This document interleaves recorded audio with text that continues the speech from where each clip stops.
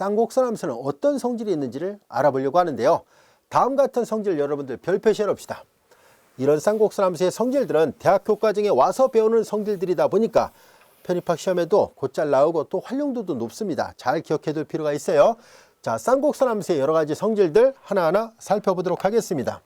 이런 성질들을 여러분들이 잘 기억하고 있어야 돼요. 그리고 우리는 이 성질들을 공부하면서 왜 제목에 쌍곡선이란 말을 붙였을까 하는 것을 알아보려고 합니다. 그리고 또한 이 성질들을 공부하면서 왜 하필이면 쌍곡선 함수에 삼각함수처럼 사인이나 코사인이라는 기호를 같이 써서 표시하려고 했었을까 하는 것도 역시 알아보겠습니다.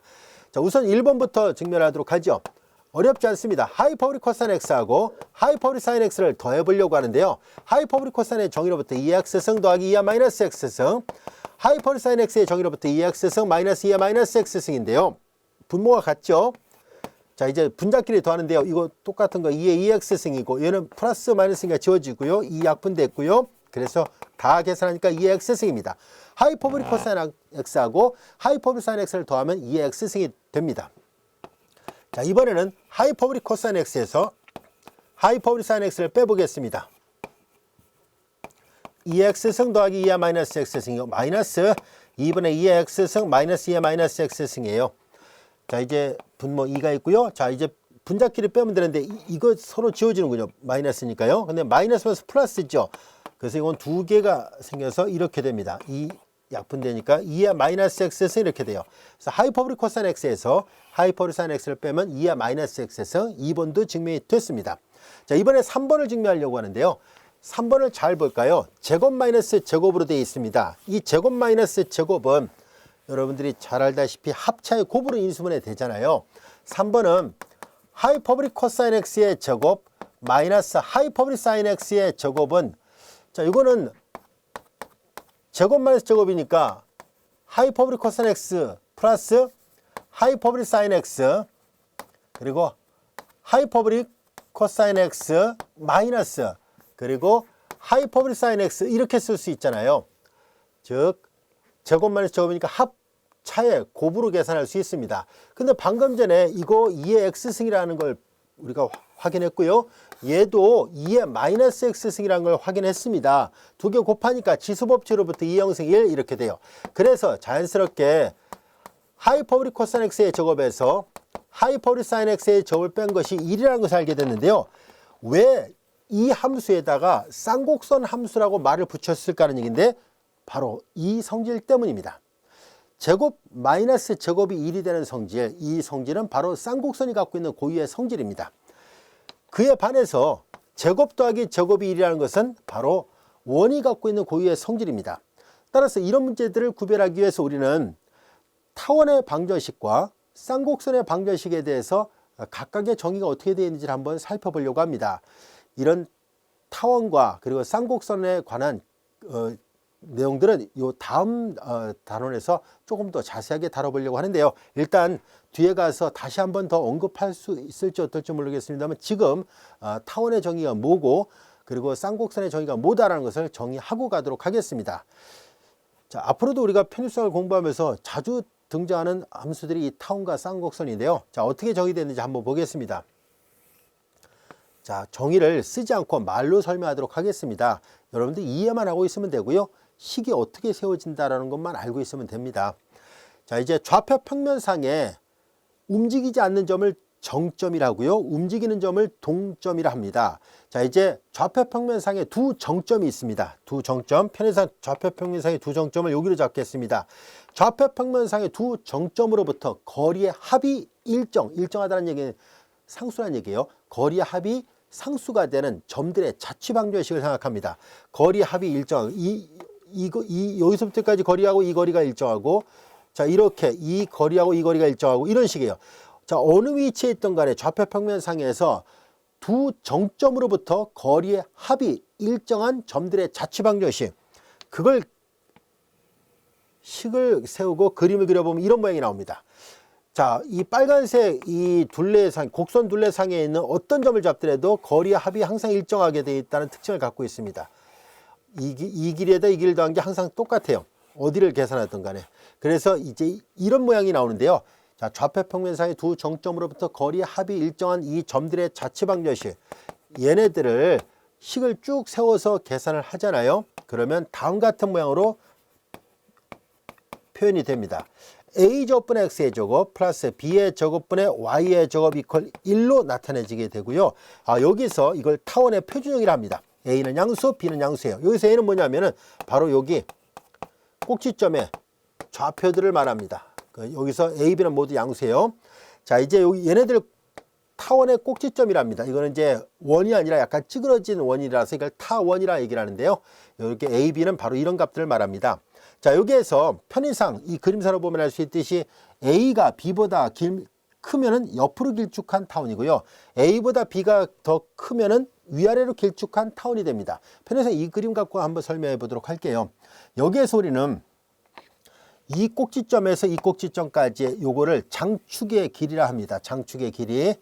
장축의 길이는 여기서 길이 요 크기는 여기도 좌우 대칭이니까 이게 A면 A니까 2A가 돼요. 장축의 길이는 2A가 되고요. 상대적으로 얘를 짧다는 뜻의 단축이라 합니다. 단축의 길이는 요거예요. 단축의 길이는 여기가 B니까 요 2B가 돼요. 그래서 장축의 길이는 2A가 되고 단축의 길이는 2B가 돼요. 그리고 요 축을 장축, 단축이라 합니다. 자, 이제 이것을 우리는 타원의 방정식의 표준형이랍니다. 앞으로도 자주 보게 될 것이니까 잘 기억을 해두세요. 보다시피 타원이 갖고 있는 특징은 제곱 더하기 제곱이, 제곱 더하기 제곱이 1, 상수니까 일정하죠.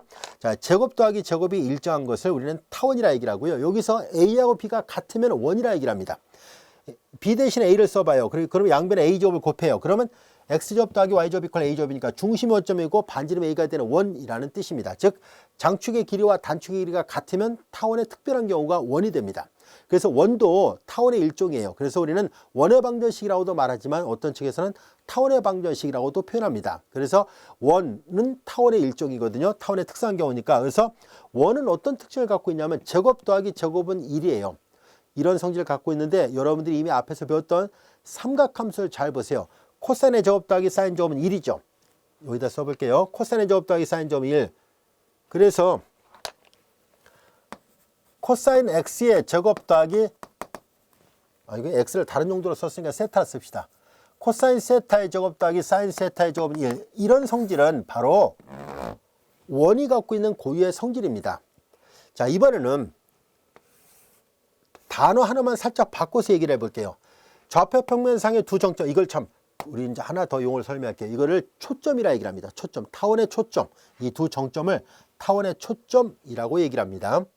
이 타원의 초점의 좌표를 여기 F, 여기 F1, F2라 표시한다면 여기는 보다시피 이거 X축에 있어요. 그러니까 여기는 K, 0라고 여기는 마이너스 K, 0로 한다면 이때 K는 어떻게 표시됩니까? 하면 이 K를 제곱한 것은 A의 제곱에서 B의 제곱을 뺀 값, A가 B보다 크다는 가정에서요. A가 B보다 크다는 가정에서 본다면 이런 조건이었다고 볼게요. 그러면 요걸 만족하는 K 값이 두 개가 나오죠. 왜냐하면 K는 플러스 마이너스 루트니까 플러스 루트는 오른쪽의 초점의 X좌표를, 마이너스 루트는 왼쪽의 초점의 X좌표를 나타냅니다. 그래서 얘네들을 초점이라 얘기를 합니다. 자, 이제 좌표 평면상의 두 정점으로부터 거리의 합이 일정한 점들의 자체는 이렇게 타원이 됐습니다. 얘는 이제 타원을 설명한 거예요. 타원과 밀접한 관련이 있는 게 바로 이 삼각함수입니다. 이번에는 좌표 평면상의 두 정점으로부터 거리의 합이 아니라 거리의 차가 일정한 점들의 자치방정식이라 하겠습니다. 큰 길이에서 짧은 길을 뺀 거죠. 거리의 차가 일정하다라고 해놓고 나서 그림을 쭉 그려보니까 그림이 이렇게 그려집니다. 그런데 이게 곡선이 동시에, 양쪽에 동시에 다 생겨서 쌍으로 곡선이 생겼다는 의미에서 쌍곡선이라고 우리말로 번역해서 사용하고 있습니다. 자, 얘랑 차이가 있는 것은 좌표 평면상의 두 정점으로부터 거리의 차가 일정한 점들의 자치방정식 이렇게 되어 있습니다. 이것을 쭉 이제 확인해 보니까 이게 바로 쌍곡선, 곡선이 두 개가 생겼다는 얘기 있잖아요. 말 그대로 쌍곡선이라고 얘기를 할 것이고, 이제 이 쌍곡선을 하나하나 그 식을 세워서 표시를 해보니까 이 점은 역시 XY라고 정의에 맞춰서 하나하나 계산하고 정리하면은 이런 모양이 나옵니다. A제곱분의 X의 제곱 마이너스 B의 제곱분의 Y의 제곱 이퀄 1, 이런 모양이 나와요. 자, 이런 모양이 되는데 바로 이 쌍곡선의 방정식이 갖고 있는 특징은 가운데가 마이너스라는 사실이고 타원이 갖고 있는 특징은 가운데가 덧셈이라는 사실입니다. 근데 잘 볼까요? 방금 전에 계산했던 이 쌍곡선 함수라고 불려진 이 함수 하이퍼보릭 코사인의 제곱에서 하이퍼보릭 사인의 제곱을 뺀 것이 1인데요. 모양을 잘 보세요. 얘는 제곱 마이너스 제곱이 1이라면 쌍곡선의 성질이거든요. 얘도 그렇게 돼 있죠. 제곱 마이너스 제곱이 1이니까 이제 얘를 설명할 때 여기 이제 x가 다른 용도로 써 있으니까 하이퍼보릭 세타로 써볼게요. 하이퍼보릭 코사인의 제곱에서 하이퍼보릭 사인의 제곱을 뺀 것은 1. 이런 특징을 갖고 있어요.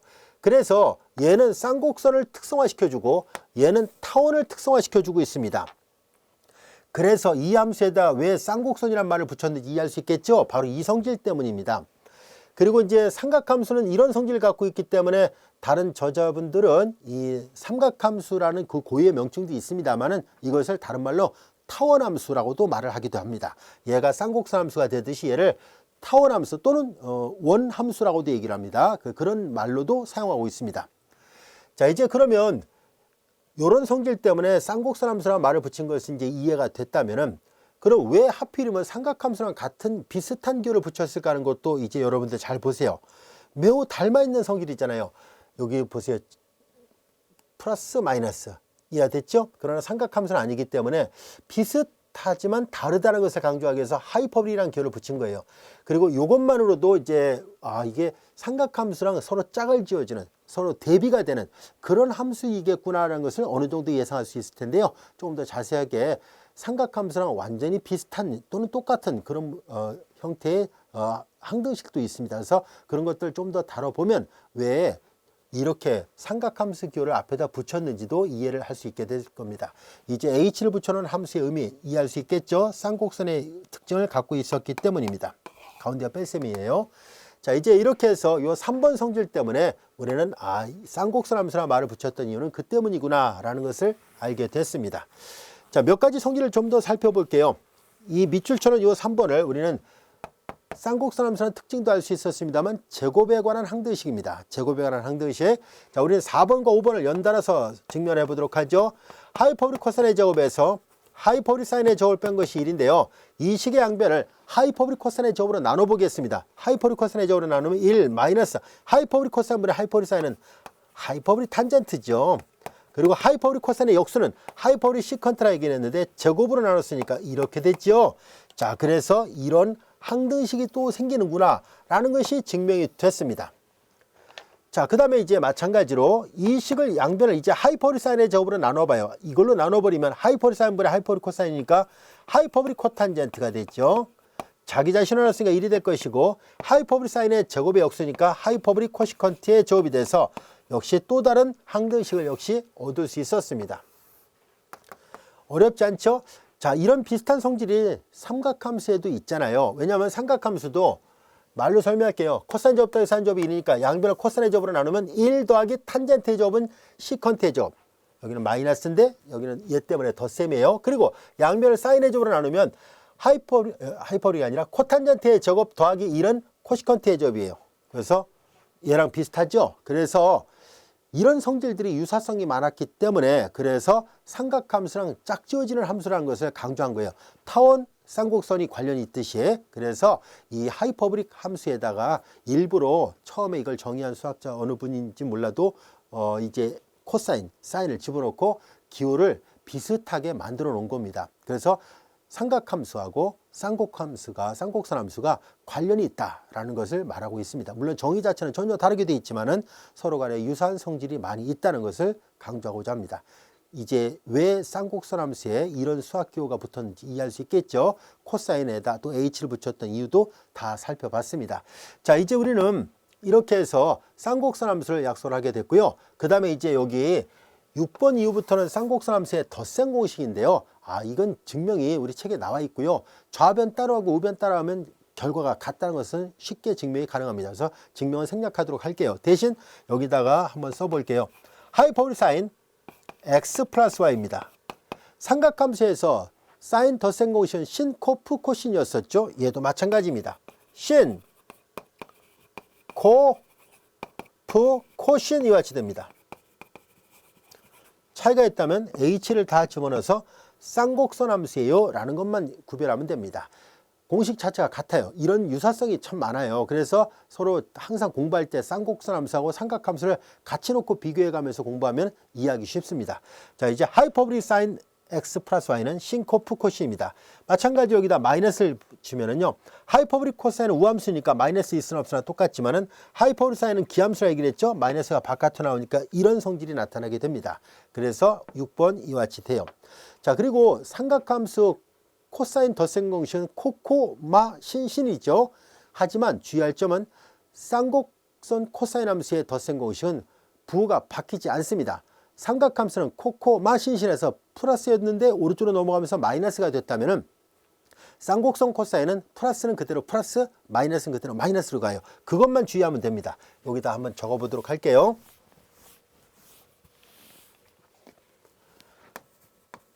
하이퍼보릭 코사인 x 플러스 y 증명은 쉬워요. 좌변 따로 우변 따로 하면 됩니다.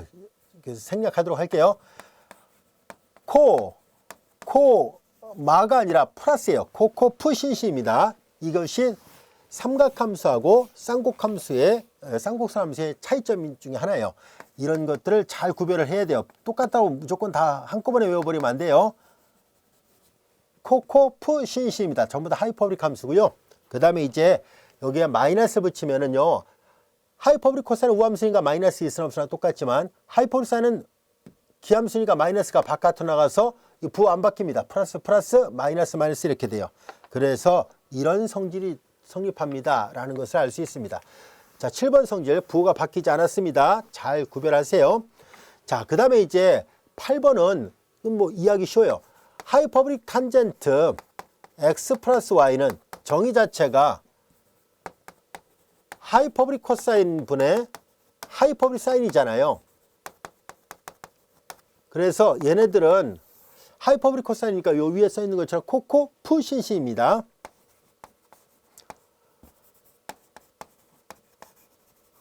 프 신신. 그 다음에 이제 하이퍼보릭 사인은 신, 코, 프, 코신이에요. 신, 코, 프, 코, 신 이와 같이 돼요. 둘 다 분모 분자 다 가운데가 플러스예요. 자, 얘네들을 이제 분모의 첫 번째로 다 나눠버리는 거예요. 그래서 자기 자신을 했으니까 1이 될 것이고 하이퍼보릭 코사인분의 하이퍼보릭 사인이니까 하이퍼보릭 탄젠트가 됩니다. 하이퍼보릭 코사인분의 하이퍼보릭 사인 y니까 똑같은 y죠. 역시 하이퍼보릭 탄젠트 y가 됩니다. 자, 이제 하이퍼보릭 코사인 y는 약분되고요. 하이퍼보릭 코사인분의 하이퍼보릭 사인이니까 하이퍼보릭 탄젠트가 됩니다. 여기는 하이퍼보릭 탄젠트 x 이걸로 나눗셈을 한 거니까 하이퍼보릭 코사인이 지워져서 하이퍼보릭 코사인분의 하이퍼보릭 사인이니까 하이퍼보릭 탄젠트 y가 돼서 자, 삼각함수 탄젠트의 덧셈 공식은 1 마이너스 탄분의 탄 더하기 탄이었다면 하이퍼보릭 탄젠트 덧셈 공식은 그냥 덧셈이에요. 1 더하기 탄분의 탄 더하기 탄 이렇게 됩니다. 차이점을 잘 구별하세요. 여기가 마이너스면은요. 마찬가지로 이거 마이너스가 돼요. 그래서 이렇게 복부호 동순이란 말은 플러스 위치는 플러스, 마이너스 위치는 마이너스로 간다 이런 뜻이에요. 자, 이제 8번도 이해할 수 있겠죠. 자, 그 다음에 이제 또 쓰임새가 많은 것이 이와 같은 이배각 공식들입니다. 이 이배각 공식은 어렵지 않습니다. 각각의 덧셈 공식을 그대로 활용하면 됩니다. y 대신 x를 대입하면은 하이퍼보릭 사인 2x가 됐죠. 그럼 y 대신 x를 대입하니까 자, 이제 하이퍼보릭 사인 x, 하이퍼보릭 여기도 코사인 x, 하이퍼보릭 코사인 x, 하이퍼보릭 사인 x니까 똑같은 게 두 개가 있어서 이 신코예요, 얘도. 이런 성질들은 나중에 적분할 때 많이 사용됩니다. 그래서 꼭 알고 있어야 돼요. 삼각함수 sin 2x도 2신코였는데 하이퍼보릭 sin 2x도 여전히 2신코가 됩니다. 자, 이번엔 여기다 y 대신 x를 대입합니다. 가운데가 덧셈이라는 점을 주의하세요. 여기다 x를 다 대입하니까 하이퍼보릭 코사인 x의 제곱 덧셈 뒤에는 하이퍼보릭 sin x의 제곱이에요. 그런데 조금 전에 우리가 살펴본 건 가운데가 마이너스일 때가 1이지 플러스일 때는 1이 아니에요. 그래서 여기에다가 이제 그 항등식을 적용합니다. 즉 하이퍼보릭 코사인의 제곱 마이너스 하이퍼보릭 사인의 제곱이 1이라는 사실을 이용해서 이제 얘를 넘기면 하이퍼보릭 코사인 x의 제곱은 1 더하기 하이퍼보릭 사인 x의 제곱으로 쓸 수 있으니까 얘를 1 더하기 하이퍼보릭 사인의 제곱으로 바꾸니까 1 더하기 2배 하나 더 있잖아요. 이렇게 쓸 수 있다는 얘기예요.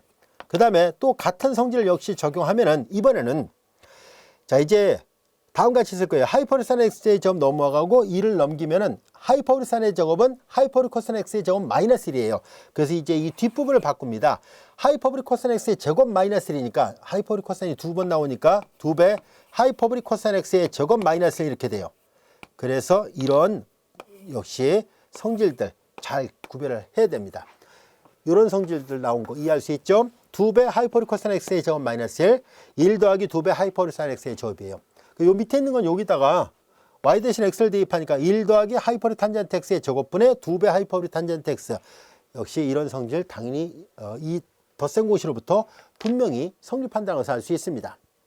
자, 이런 성질들 때문에 다시 한번 강조하죠. 삼각함수하고 매우 닮아 있습니다. 마치 형제처럼 이렇게 잘 닮아 있으니까요. 잘 여러분들이 세트로 같이 기억을 해 주세요.